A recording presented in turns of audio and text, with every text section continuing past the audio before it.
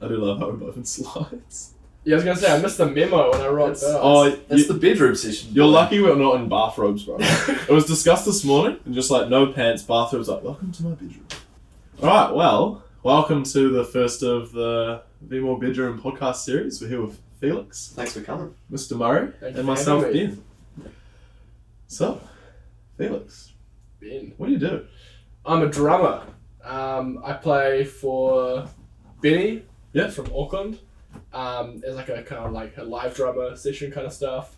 And then I also play in the Wellington band Stink, which is like more kind of not my band, but it's our band. You know, like we contribute equally. And then I'm also at university. Fantastic. So, yeah. What are you studying at university? I study the Bachelor of Commercial Music, which is like kind of like a wide music degree at Massey, like industry, performance, tech, all that jazz. So, Huge. Yeah.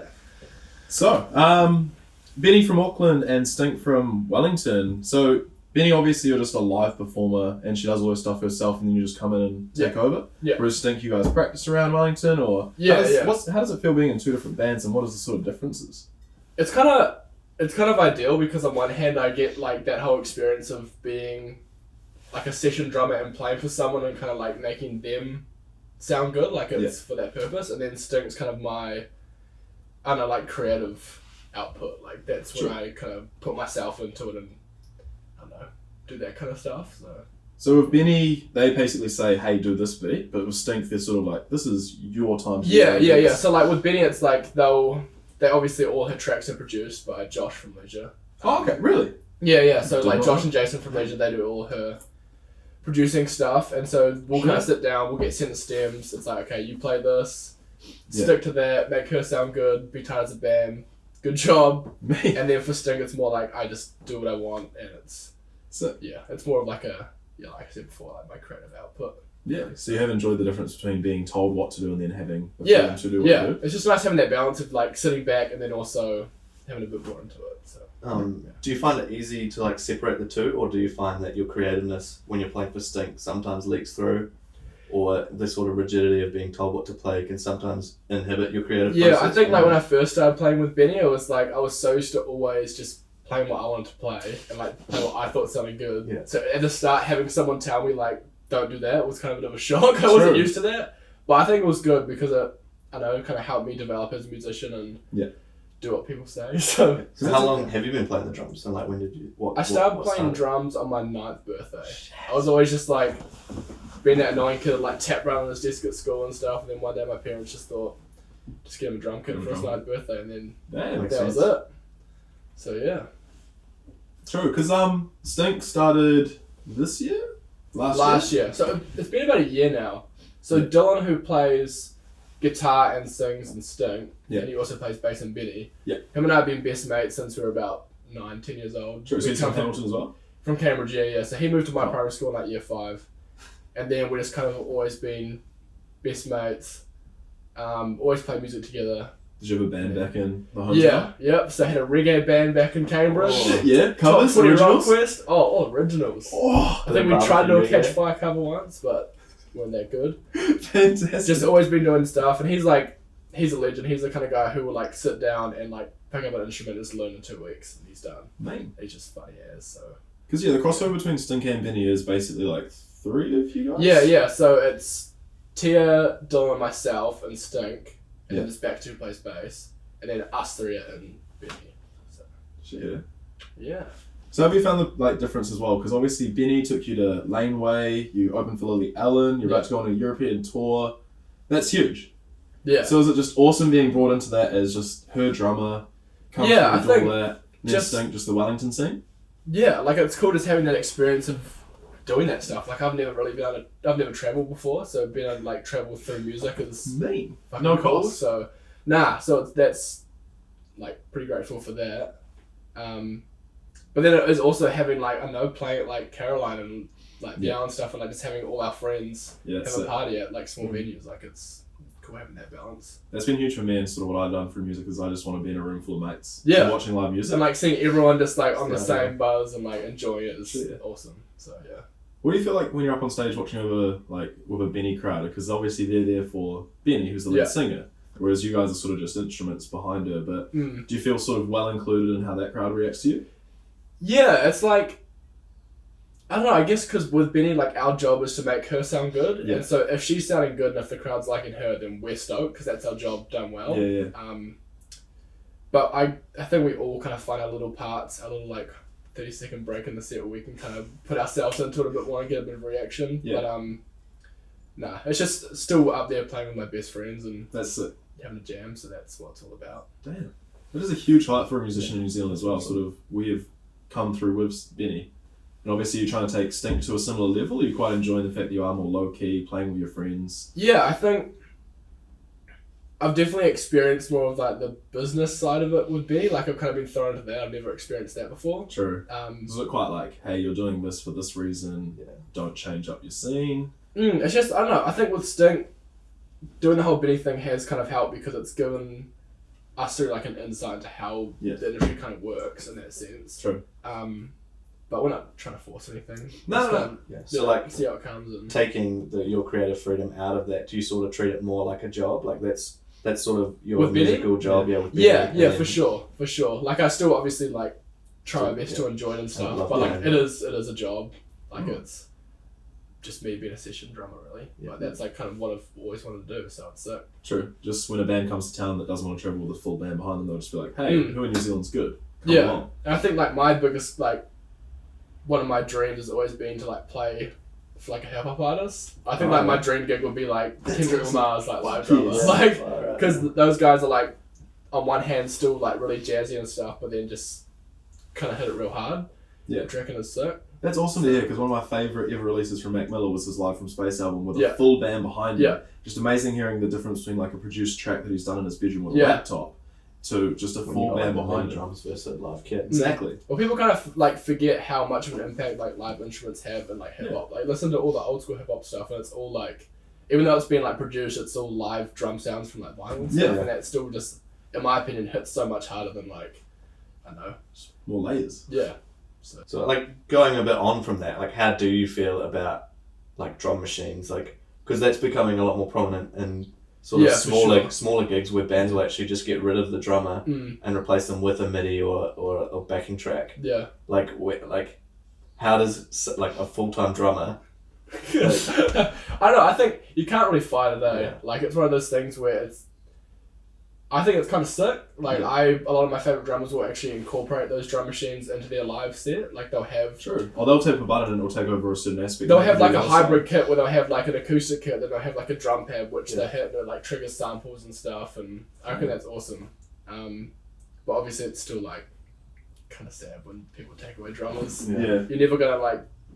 You can never really replace that whole like oomph of having a live drummer. I feel like even now like. I love going to gigs and being in the audience and like actually watching other drummer and like feeling that because you can actually like you really can feel it and you kind of forget that when you're behind the drum kit, if that makes sense. I'd parallel that in saying that I'd probably spend most of my time watching the drummer at a live gig than any other instrument. There's sort of that draw to it. It's just cool to see like how much of an impact it has. Well, being able to see how the sound responds to the actions as well. Like when you listen to a song, you're not seeing someone strum a guitar, you're not seeing someone hit a drum kit. But like, that's the amazing thing about live performances. As soon as you see someone strum, as soon as you see someone hit a drum kit, like you can hear the sound immediately. So taking that away, especially like as you say, like a drum kit or like a drum beat maker, just incredibly different. I was actually at a thing last week where they used an electric kit. And even just hearing the sound, like it sounded fine, but just the live response wasn't the same. Like it was also almost too quick for his response. It was almost just too perfectly sounded. There was no like live performance aspect to it. Whereas every other instrument was played live. It's not as organic. Feel. I mean you'll never replace like acoustic instruments. They'll always have that. So much like versatility. And how you play them as well. Exactly. It's also like it's less perfect. It's more like reactive. And you can just like tune them up how you want. You can't do anything. So, I know. I have nothing. I have no problem against. Not like nothing wrong with drum machines and stuff. But I just hope it doesn't completely take over and people. Like I hope that like kids stop wanting to learn how to play the drums because that's why I like learn how to do Logic instead. There are a lot of people who come up through that doing producers styled music. Like I know a guy from Wellington called Hamish. He hates working with a live band because there's too many things that could go wrong. And he's like, no, I'm gonna sit there and stare at a perfect drum machine. Yeah. I'm gonna sit there and stare at perfect guitar riffs. So there's an entire difference between, I guess he's quite in hip hop, so he wants to make sure he has control of the production. Whereas a live band, you've got to work with all of those different things and people's playing ability. Yeah. I think those discrepancies though also make a live performance like bigger than the sum of its parts because of those little things, and seeing how musicians actually interact on stage versus say a live recording where they've had time to beat it out and get it perfect. Like those little like imperfections make something unique and actually sort of add to the experience. Yeah, for sure. Yeah. Yeah, do you go to a live performance to see artists perform or for them to play exactly to their recorded sound? Yeah. In saying that, what is the worst mishap you've had on stage as a drummer? Oh, I still remember there were so many times at that URS gig in Auckland, like that big charity event, where I was like, I don't know, I've never played to like 15,000 people. Starstruck. So I was like up there and I just looked out, and Dylan and I, we both said that it felt like we were in like FIFA because the crowd was so big it looked fake, like fake, like FIFA crowd. But I so many times smacked myself in the face with my drumstick because I was like so just nervous and like concentrating, and it just came up, and I'm surprised it didn't come out of it with like a bleeding nose. It was terrible. But I think, there have been a few times where I played at Caroline and like the bass drum will just like slide away, and so I spent the whole set bringing it forward and stuff like that. But nothing too major. Of course, like I'll always come away from a gig kind of thinking what I could have done better. Like I'm quite like a critical person in that sense, where like I'll never kind of have a perfect gig. Like I'm always wanting to just make it better next time, if that makes sense. Which can like kind of suck because I can be pretty hard on myself, but I guess it's good because I always want to just keep improving. That's good. I guess flipping that on its head, what would be your most memorable gig for like the best reasons?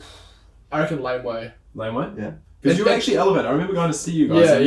I could see you. Drummers normally like hidden behind everyone, but you had this like elevated set, like straight through. Yeah, I think for Benee, Laneway, because that was, I think we were really surprised with the response of the crowd. Like it was we did not expect that many people to be there, and just everyone really grooving with it. I mean, everyone was like mad, so it made it way easier. But like I think when Soak came on, like seeing everyone just like jumping up and down, that was pretty crazy. And then I think with Stink, I think probably one of the first shows that we put on ourselves were like, it was at Valhalla, but we just like... Was it like the Yukon era and everything? Yeah, and it was just like real full, and it was just cool seeing, I know, everyone kind of rock up for something that we did, if that makes sense. Because had anyone heard that music beforehand? So legitimately they were walking into a blank canvas. Yeah, they didn't know what you were, they just knew who you were. Yeah. And so I think it was just cool, like us, I don't know, as cheesy as it sounds, like us four being up there, like all mates, and like just seeing all our friends out the front, everyone having a good time, and it was just wholesome. That's so that's awesome. Yeah, you gotta rely on your friends as well for that kind of thing. Just they're still paying for a ticket, like they're cutting costs to come and see you guys do like your thing. Yeah, and it's been cool, like because the same friends kind of rock up, like they start to know the songs more and more, and like get into it even more, and even though the songs aren't out, like they'll be singing along, which is always just warms the heart. Because I think my favourite time seeing you guys was like a Caroline show a month or so ago. Yeah. But it was just like the whole crowd responded to everything. I remember that. That was actually that gig that the bass drum kept like sliding away. Oh, true. And I remember it just got to the point where I was like, alright, the crowd's just hurting it. I'm just going to not care about this and just try and break the drums. Just smash them. No, it was, and like we responded to that as well because it just got louder and more energy. Yeah. And everyone was just like, oh, we're feeding off your energy. Yeah, that was actually probably like one of the best crowds we've had that show because everyone was just jumping around. Because that was with you on television as well, who were down for Cuba Opera. Yeah. So that was actually like our first headline show, I think. True. It wasn't even organised by us. Have you done much out of Wellington with Stink? We're about to. I think we're about to kind of go on a little tour, like up to Auckland, Dunners, Queenstown. That's still like being organised and will be announced soon, but it's like a little inside, I think. Oh, damn. But I don't know when this is coming out. Because you're taking off to Europe in a minute, aren't you? Yeah. 2 days. 2 days. I go to Auckland on Sunday and rehearse for 5 days, and then on the Friday I go to London. Damn. So I got to finish all my uni work before I go. So for a man who hasn't travelled, you're now going to London in 7 days. No, I'm like shitting myself. Can I swear? Yeah. I'm like shitting myself for the flights. Because I've never been on like a long flight before, Oh, so it's gonna be interesting. I'm just gonna sit there freaking out the whole time. Free alcohol, mate. You'll be Yeah, fine. yeah. International travel, free alcohol. Surely. I've never slept on an international flight because I'm always just so excited. Yeah. Because I've got mates who are just like, they're gone. They're sleeping. Yeah. I just struggle to sleep on planes. I always start sleeping the moment we start landing, Oh, which true. is the worst. Like I remember when we went to Australia for Benee, we had to get up for our flights like 3 a.m, and I couldn't get to sleep till like 12, so I had 2 hours of sleep. I was like, it's all good, I'll sleep on the plane. And then just sat there the whole time. Yeah. And then finally, as we're landing, just nodded off. And then had to get up and play a show. It was rough. So hopefully that doesn't happen this time, but No, you'll be right. we'll see. I find movies are funnier on planes as well because I have that energy of like, I'm going to a cool place. Yeah, This yeah. movie's hilarious. I just think I enjoy everything on the plane a bit more. I'm just too indecisive. I'm the worst person with like picky movies. I'm like, But it's just for you. You're not picking for anyone else. You're oh, just I know, but I'm just screen. like just always judging it by the cover. It sucks. Like I Sure. can never That's pick what a it covers movie. for, right? Yeah. So that is the sole purpose of the To be cover. So I'm judged. gonna spend just 12 hours on the plane just looking at covers, Yeah. trying to pick a movie. So you got 5 days of practice before you go. Like, Yeah. How long are those days? Is that like a full-time job then? You'll rock in at 9 a.m, you'll play till 5 p.m, and you're just like, sweet, everyone's good to go. Yeah, I think it actually is like 9 to 5. Damn. So we just rock up, do that, and then go back and do homework at night, trying to finish my uni papers before I go. How does like 8 hours of drumming a day over sequential days like actually affect you? Like, do you get like really like, or are you just so conditioned to actually I do think that? like, I don't know, Because it is a lot of movement. Right? yeah, like I used to always get really sore and I get blisters and stuff, Yeah. and like, Damn. I know this is like drummers talk, but then I started getting this online lesson, like I bought this online course from this drummer called Dave Ellich, who's played like the Mars Volta, filled in for the 975, like played for Miley Cyrus, but like he's done like metal to like pop, like he's amazing. Yeah. And his whole course is about just like body mechanics and not getting sore, not getting tired. So it's like simple things like just having good posture Sure. with a drum kit, or like just being relaxed and breathing. And like ever since doing that, those long practices, as long as I'm eating right and like drinking water, they're okay because I'm not getting sore, I'm not getting cramped. Yeah. So it's been like a huge help. Because without that, it'd just suck. I think that's incredible that I don't think many musicians take it as more than just playing music, whereas you've been like, I need to invest time and money into learning how to do it better. Yeah, well, Definitely. it's just like I just want to feel comfortable. Like I think I had 5 years of practicing one thing, and then I bought that like DVD, and the first thing it said was "Don't practice that," and I was like, I've spent 5 years like doing something that I didn't need to do. Like, what a waste of time. When was this? Just sort of like time parameters. Like last year, True. I think it was like last year. So you had a huge dynamic change in how you practice and how you play. and Just like everything, just in the simple last things year. of just how I was like holding the drumsticks. Sure. It's just changed heaps, which is awesome. Mate. And it's like, it's cool to, like, obviously I'm still working on it. Like, I still find Yeah. myself, like, when I'm playing gigs, kind of creep back into those old habits, because I have Yeah. had those habits for like 9 years. Oh yeah, exactly.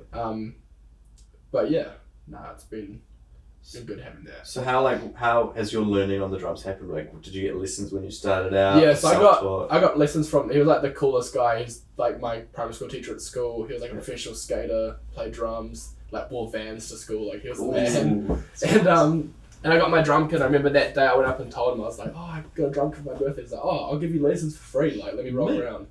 And he was awesome. Like, he never gave me any like music to read. He'd just play me like Led Zeppelin CDs and stuff and be like, listen to this and like try copy it.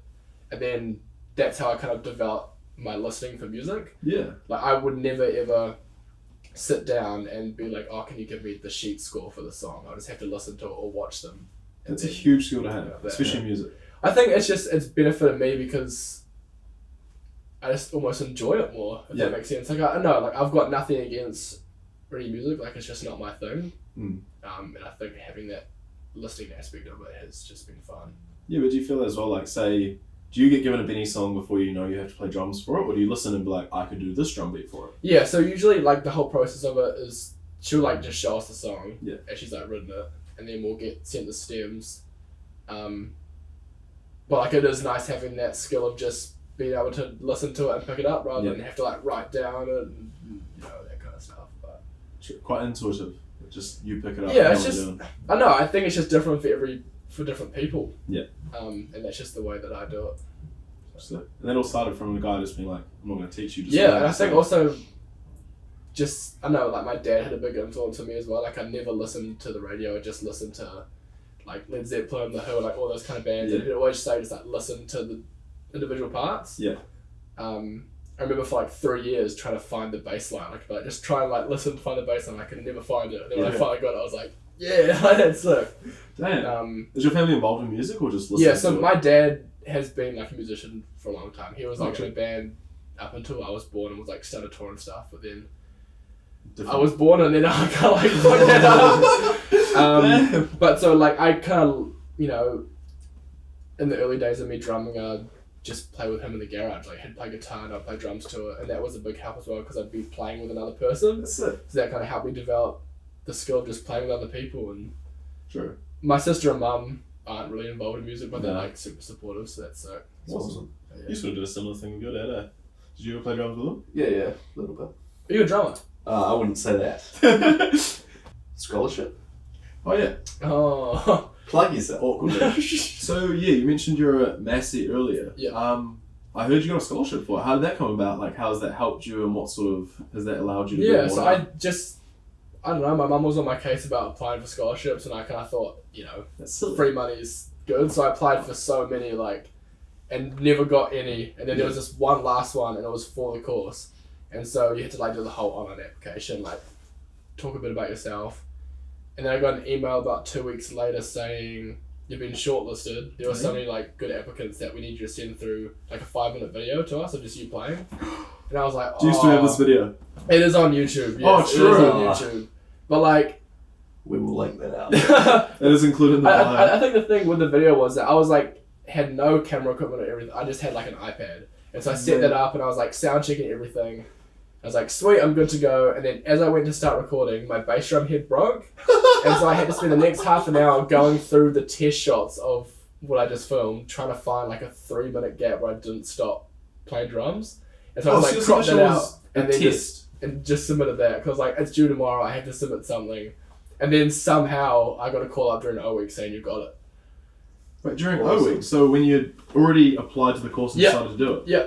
So like I was down there in the halls already, and then they called me up saying you got the scholarship. Mean. And that was like great to be waking up real hungover after. Did you have your drum kit in the hall, or like did you? Nah. So all my drum stuff was back in back in Cambridge, and I just kind of play on my practice pad in my room and stuff, and like there's amazing facilities at Massey with like awesome drum kits, so I can have access to that.